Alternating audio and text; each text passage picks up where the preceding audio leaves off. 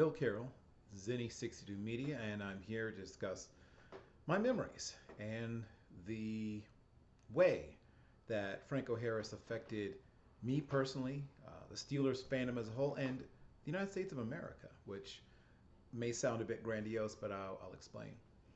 So, for those of you who don't already know, Franco Harris, initially a great running back, was symbolic of a city, Pittsburgh, like many other large metropolitan cities, was undergoing a crisis in the early 70s, partially because of things that were going on in the steel and coal industry that were trending downward, partially due to what's called white flight, meaning that many of the Irish and Polish and Slavic and Slovenian and Ukrainian and Russian and other ethnic minorities that were from Europe had started to flow outward. And of course, Protestants as well. But this is largely not only, but largely something that happened in those Central European and Eastern European Catholic communities that had formed these enclaves in Pittsburgh.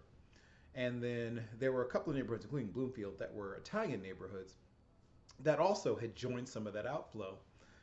And one of the things you saw when Franco Harris, who was of mixed parentage, his mother Gina Parenti was Italian born, and met Cad Harris, the father of Franco Harris, during his time in World War II when he was stationed in Italy. And I don't know how much or how he could have hoped to prepare her for what life would be like, not only in America, but raising, biracial before the term was, long before the term was used, biracial children in New Jersey. But she apparently took on that challenge and, was an amazing woman, lived until 2014 herself, well into her 90s. But Franco grows up along with his other three brothers and four sisters. And they have apparently, for the most part, very fulfilling and active childhood, but undoubtedly there were incidents, things that happen when you are a mixed race child in America. But when he gets to Pittsburgh, it should be remembered once again, this is before the dynasty. Pittsburgh was 6-8 in 1971. And I was watching football, young, but watching football. And I remember the first game of the season came on my birthday. So I'm enjoying my birthday, and I'm already beginning to be obsessed with this game. And so when this game comes on, it is a 1 o'clock game Eastern time. I'm still living in North Carolina at the time. And I begin to lock in on this game. Pittsburgh gets out to an early lead, and then Bradshaw, as he was wont to do in those days, throws some interceptions, and the Raiders go through quarterbacks until they finally hit on one, right? So Stabler and Blanda hadn't played poorly, but they decided eventually to go back to Darryl LaMonica, and he almost leads them back. It ends up being a really thrilling game and goes down towards the end. But the thing that I want to say about Franco Harris, of course, this is the game, the first time these two teams play. The game that's about to be commemorated, coming up very soon, of course, is the Immaculate Reception, which happens the second time these two teams play. And for the first time in, I don't know, ever probably, since this team's coming over from the AFL, I'm sure they had probably may not beaten the Raiders at all. They certainly had not swept the Raiders ever. But what I remember mostly about Franco, one, just an incredible air of elegance, class, and warmth, right? He was embraced immediately by Pittsburgh as a whole, by the Italian community, by the black community, and others. There was even what they called Franco's Italian Army. Frank Sinatra at some point became an honorary member. Everybody who was somebody who was Italian American, it seemed like, wanted to be a member. And two local business owners that started it, and these were, one was a restaurateur, well, I guess they both were restaurateurs. One had a pizza place, the other one had a bread shop that also made hoagies. And they would smuggle food in and even get it up to Myron Cope, right? Who I think Myron Cope sort of helped to get them, they were getting attention, but how could you not get attention? They had a vehicle that had a 105, I'm assuming decommissioned, 105 millimeter howitzer on it.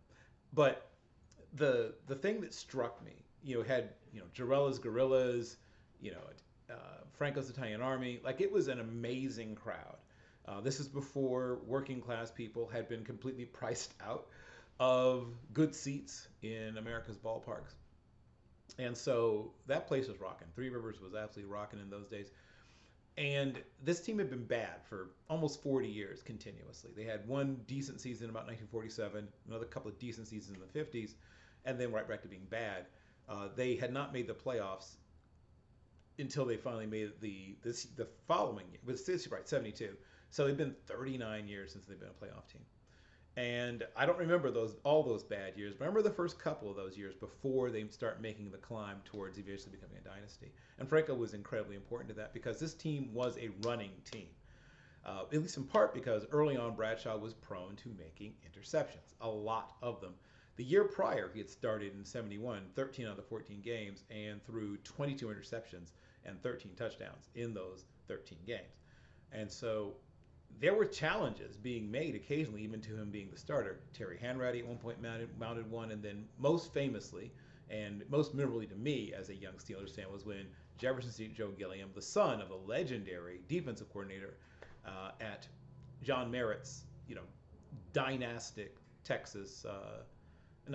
Tennessee state football team. So this is Joe Gilliam Jr. Had a great run initially, and then a combination of, I think, the pressure of it, and then the fact that he apparently dealt with some of those things through substance abuse brought him low. But I remember distinctly that on offense, the thing we could count on was Franco Harris. And certainly Bradshaw would get hot, and then, from 74 onward when they drafted two Hall of Fame wide receivers, because those guys weren't there in 71 and 72 or 73.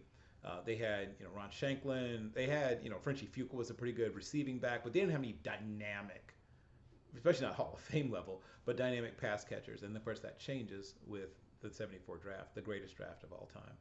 But I remember some people criticized Franco for not fighting for every last inch, including Jim Brown, very famously, said that he preferred a couple of the backs to Franco because of that. But Franco's preservation of himself, one, helped the team. He didn't miss many games, and he would have missed probably more games had he been in there just, like a guy like Earl Campbell, who had a very short career. Earl Campbell was basically done by 29, and Franco was a productive runner really until his last year that he spent with Seattle. He also was a good receiver. He had caught 307 passes in his career, I believe. He was a good blocker. He had been a fullback in college, and he helped Rocky Bleier in that year when, of course, they both had 1,000 yards rushing. He blocked for Rocky just as Rocky blocked for him. His life wasn't perfect. Nobody's was. Many people criticized him when he came to the defense of his old coach, Joe Paterno, as the Sandusky scandal broke.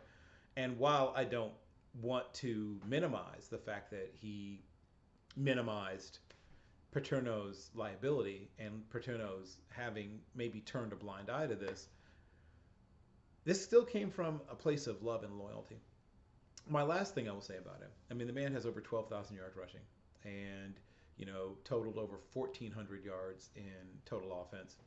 There was nothing that a running back would be asked to do that he couldn't do at a high level. But the thing that really sticks with me is, despite the fact that he and the Steelers parted on not the best of terms, he wanted one more year to chase Jim Brown's record, which he probably would have broken if he stayed with Pittsburgh. And he wanted a raise in pay, even though he was clearly on the backside of his career. From a football business decision, I completely understand the Steelers, especially now that I'm older, saying thank you but no thank you to him. As a child, and I was still a child at the time, not quite in my teens, it hurt. It hurt that he wasn't going to finish his career with my favorite team. And it hurt that, I could tell that it hurt his feelings, right? And to the point where for a while he was estranged from the team, and then now he's come back. The thing that hurts most, obviously, is that he couldn't have lived a few more days, right? He would have seen his name retired, his number retired, and he would have seen, obviously, the 50th anniversary of the Immaculate Reception. And there's still controversy. I know that there's Raiders fans out there who are still looking for two things, right? A clip to be thrown on McMakin's block after Franco's catches it. Some who say Franco didn't catch it. And then last but not least, of course, the assertion that Jack Tatum never touched it. Because in those days, you could not have two consecutive offensive players touch a football that had been passed. So it'd be illegal touching. So obviously, there's a Pruder film, as has been reviewed from different angles, but I cannot find anything definitive showing that Tatum didn't touch it. Tatum certainly comes in there and blasts Frenchie Fuqua. It is entirely possible that he did or did not, but there's no way to be sure. And I will wrap on this. Uh, as we look at that sort of era of football where offense was about running backs, O.J. Simpson had a year where he was over 53%, I believe, of the offense, right? He rushed for more yards. He had 2,003 than the quarterbacks had passed for the Bills that year. Uh, so when you take his receiving and rushing, he was, I believe, over 50, might have been over 54, but I think definitely over 53%. Actually, might probably higher than that. Might have been closer to 56% of the offense. We'll never see that again, right? Earl Campbell came along a bit later, and for a while there was a truly dominant back. And of course Chicago had Walter Payton. That era was a time of truly, truly, truly great running backs, and everybody had to have a good one. Chuck Foreman is sort of forgotten, but he was also great. But maybe except for OJ and possibly Walter Payton, everyone knew that he was right there. He was an apex running back for almost an entire decade. He comes to the league as rookie of the year, wins it right out of the box in 72. And by the end of his career, in the early 80s, he's not what he was. But until the last year of his career, he's still very, very good. And like I said, we won't see another running back quite like him because the game has shifted away from the truly dominant running back. I will be saddened for some time. And he's not the first of my boyhood football heroes to pass away, and he will definitely not be the last. But he was one of the most beloved. We will always remember you, Franco Harris.